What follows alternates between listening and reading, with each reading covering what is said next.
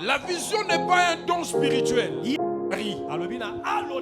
Écoutez bien mes paroles. Lorsqu'il y aura parmi vous un prophète, c'est dans une vision. Et il pouvait dire au vent silence. Et le vent s'est tu. Je dis à une personne, tu deviendras ce que tu crois au niveau de ton esprit. La vision n'est pas un don spirituel. Lorsque vous lisez 1 Corinthiens chapitre 12, on ne parle pas de don de la vision. Vous pouvez lire. Vous ne verrez pas un don qu'on appelle vision. Mais la vision, c'est simplement un canal par lequel Dieu passe pour nous parler. Regardez, je peux toucher un câble. Je ne dis pas que le câble c'est le courant. Le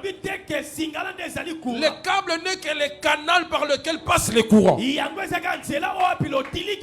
Est-ce que je me fais comprendre? Amen.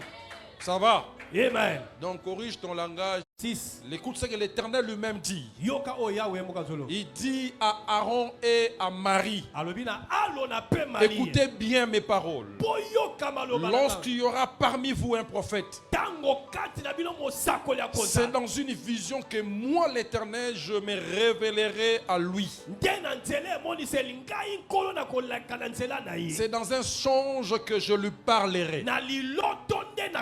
Je me révélerai à lui par une vision.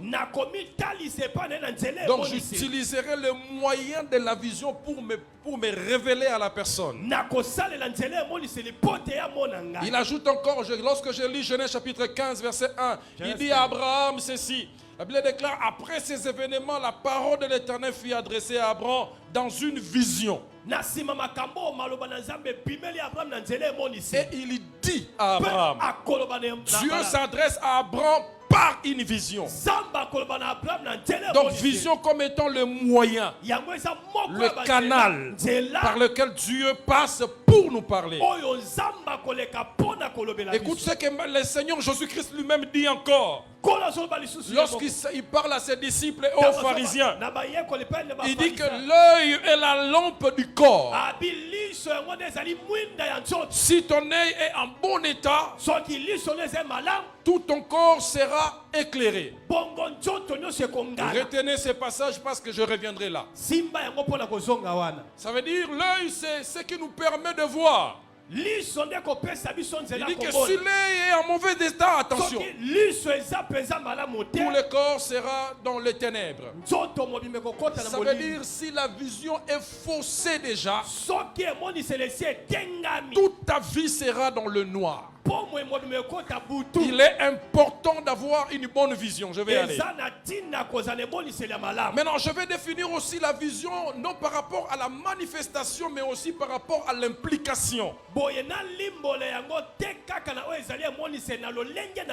Ça, c'est le deuxième aspect de la définition de la vision.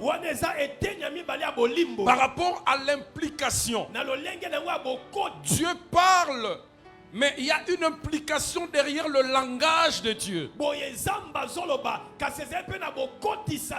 j'aimerais être beaucoup plus précis, il y a une conséquence derrière l'ainsi dit l'Éternel. Ou derrière ce que Dieu vous montre. Et par là, nous pouvons saisir trois définitions de la vision. La vision est une mission. C'est une mission.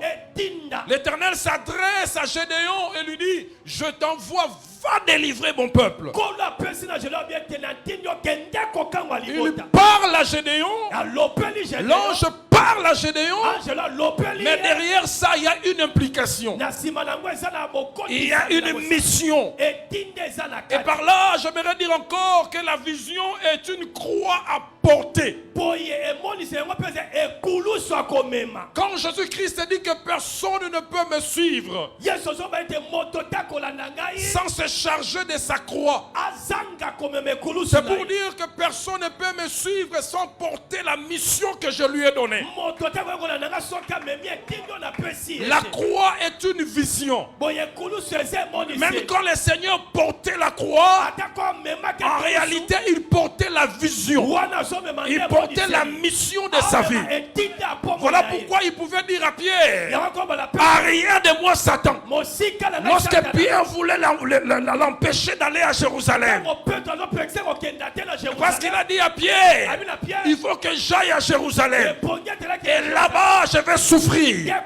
Là-bas, je porterai la croix. Parce que Jésus a dit, il faut que tu te charges de ta croix.